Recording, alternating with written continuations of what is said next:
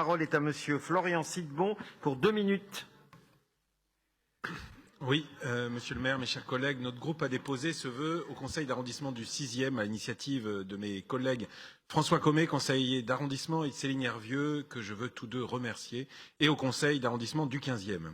Il nous est apparu en effet important de parler de ce sujet, déjà débattu ici en novembre, il me semble,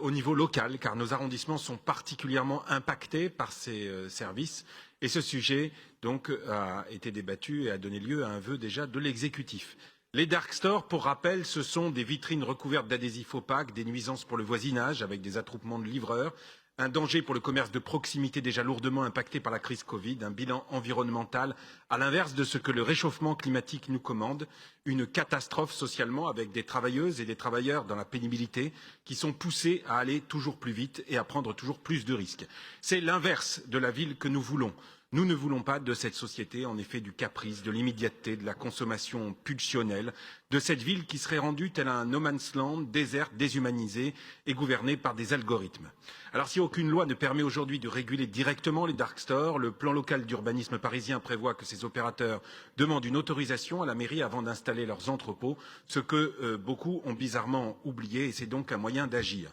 Alors le hasard a fait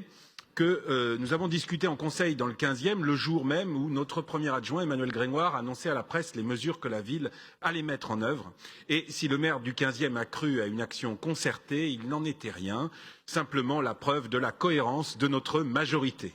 Depuis décembre, en effet, la ville a demandé à l'ensemble des maires d'arrondissement de faire remonter les signalements, a effectué avec les contrôleurs de l'ADU des interventions pour vérification et PV sur l'ensemble des adresses et a monté une réunion qui aura lieu le 7 mars prochain autour d'Emmanuel Grégoire et Olivia Polski avec l'ensemble des opérateurs afin de leur rappeler les règles en vigueur et travailler à des solutions pour une meilleure insertion urbaine, ce